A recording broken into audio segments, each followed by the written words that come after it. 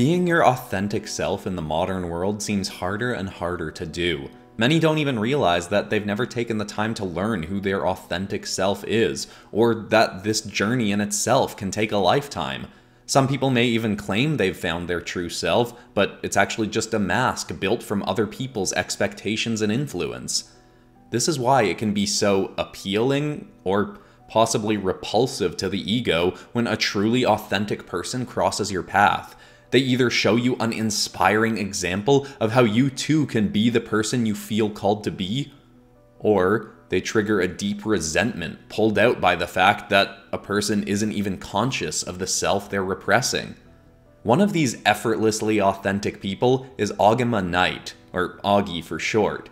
He's from the island country of Unitalia, home of some of the most unique Vigilance League fighters alive. While many of the 22.2% of people in this world are born with powers or develop them in early childhood, even powerless people can gain abilities through the creatures in Unitalia. You see, this island is full of empowered animals called Bionites.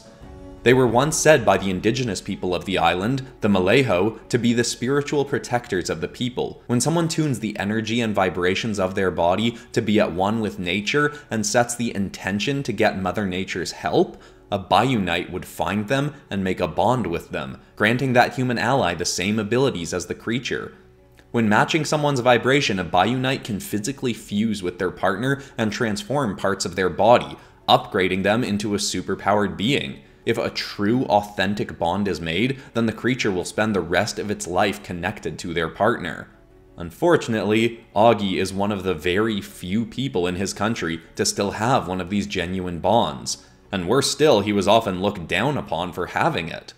You see, these bonds are very difficult to form in the modern day because the average person is so disconnected from nature. Around 100 years ago, the residents of this island were accepted into other countries' Vigilance League tournaments, bonding with their Bionite partners and trouncing many of the world's best fighters.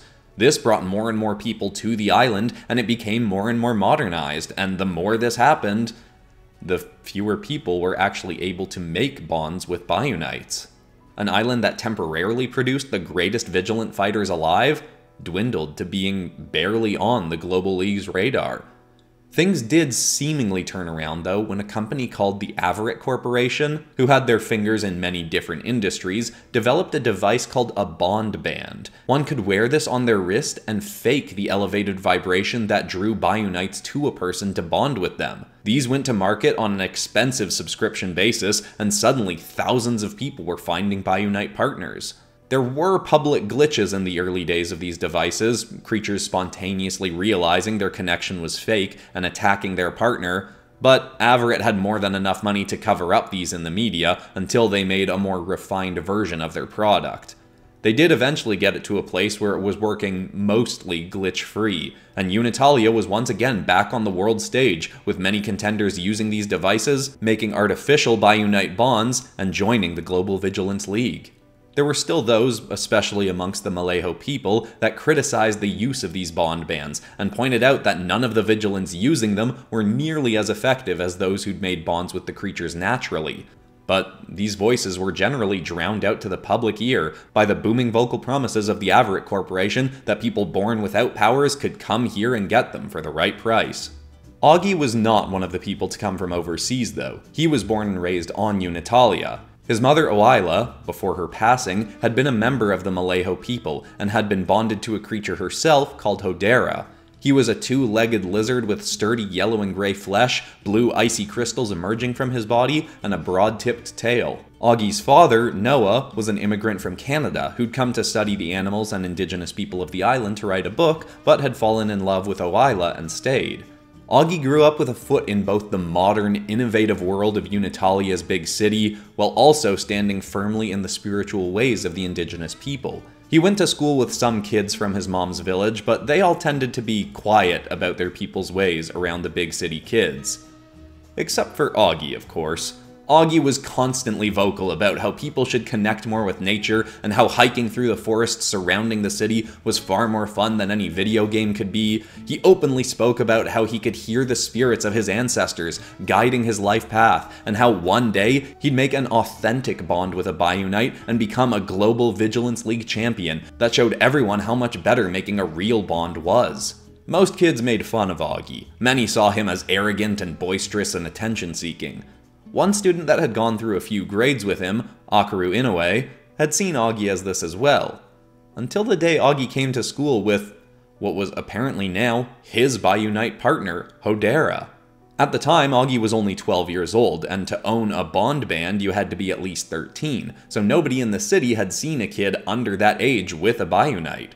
On top of that though, Akaru was astounded to learn that Hodera had bonded with Augie after his mother had died a few weeks ago. Augie hadn't missed any school for this or anything, and when asked why he wasn't sad she was gone, he just said, "What do you mean she's not gone? Her body just stopped working." Most people acted like he was delusional, and his teacher told him that it was too dangerous to have a Bayou Knight running around the city if someone didn't have a bond band to control it, but he protested as usual that real bonds are stronger than artificially made ones. Even though Hodera acted exactly as Augie instructed through that day, people gossiped that the only reason he'd been able to make a bond with it was because his mother had had a bond with the creature first. But Akaru knew that didn't line up with how Bayou Knights worked. His father was an executive for the Averitt Corporation and had moved to Unitalia from Japan soon after Akaru and his twin sister Junko were born. Because his dad had a place in the company, Akaru knew that he and his sister would be getting bond bands when they turned 13, despite the exorbitant prices for most people to keep one nowadays. He'd then be able to go off and find his own Bayou Knight. But now he was starting to wonder if he even needed the band for that. He mentioned Augie to his father, who just told Akaru the same spiel you'd expect from an Averitt employee, that people who bond with the creatures naturally are putting the lives of others in danger by having an unreliable connection, unlike those who use the bond bands. His sister Junko echoed her father's sentiment, and said that Augie Kid was a loud, annoying menace, and Akaru shouldn't think about him too much. Even still, there was something about Augie that made Akaru want to be around him and figure him out. He ignored this urge for some time and just watched as Augie continued to be his loud and odd self, until Akaru and Junko turned 13, got their own bond bands, and soon enough, their own Bayou Knights. Unlike Augie, they'd been able to go out and choose the one they wanted by tuning their band to the right frequency for it. Junko proudly claimed that she'd be fighting on the school's vigilance team with her flame-spitting winged serpent Bayou Knight, Ahimonyo. And Akaru less enthusiastically followed her, but all the while felt weird about his Bayou Knight partnership. His creature was called Mahuta. It looked like a flying manta ray whose body could convert into mist. It couldn't let him change his entire body into mist when bonded, but it could let him change parts to avoid damage from an opponent, and could let him fly. But he never felt the bond with it was right. He'd seen how Augie and Hodera were together, and it was as though they deeply loved each other. Mahuta often just seemed confused by Akaru, and he didn't feel any real connection with the animal. One day after school, Akaru and Junko were headed home with their Bayou Knights, and they came across Augie playing with Hodera.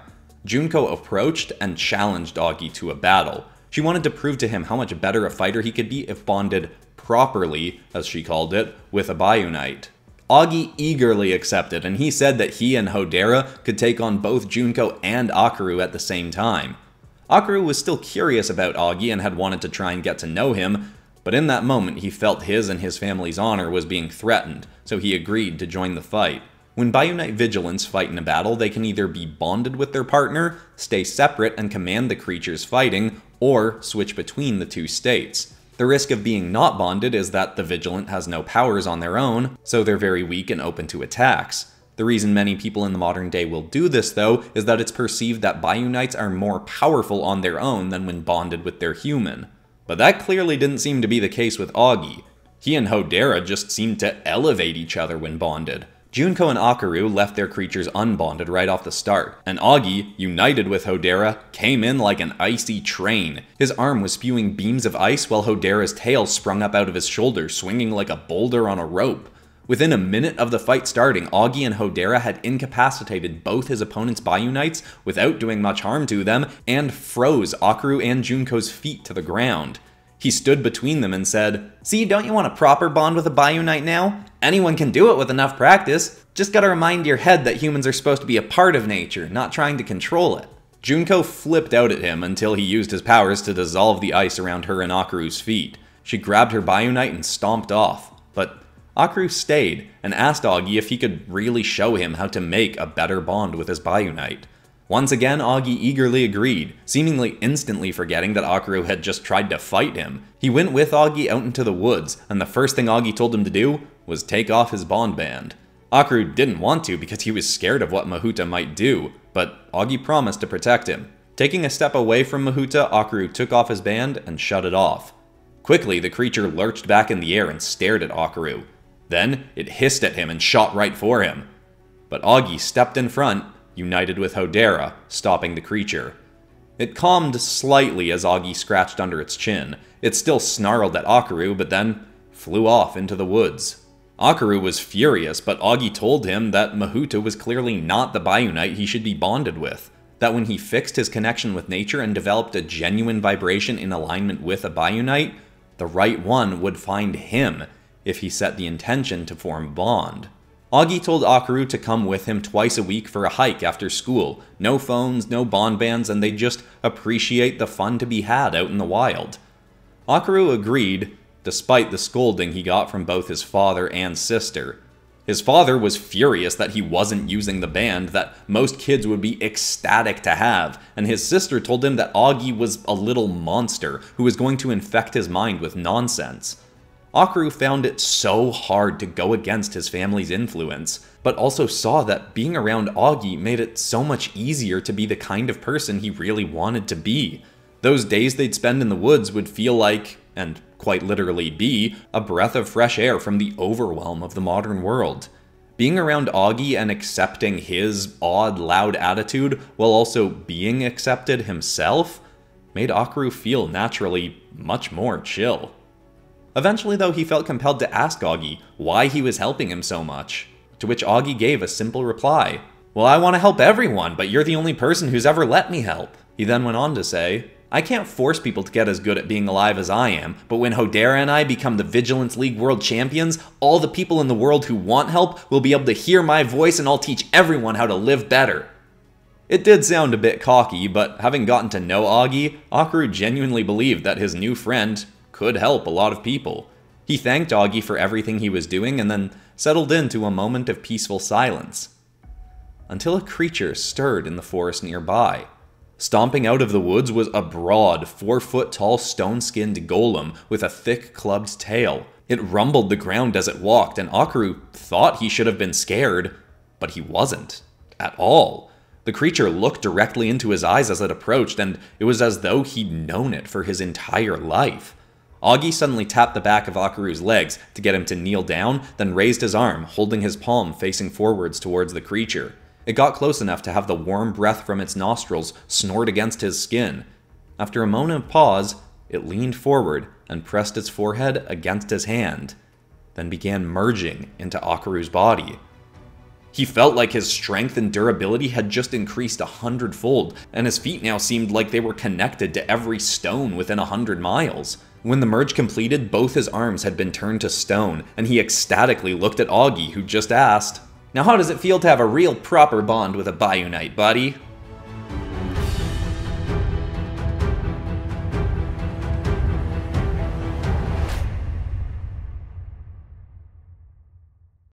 If you enjoyed this third episode of Vigilance and want to be sure to see more when they come out, subscribe or leave a comment about what kind of animal you'd like to see made into a Biounite. In case you haven't seen them, there's also at least 2 other episodes of Vigilance out at the time you're watching this. They're linked on this screen, so check them out if you want more now.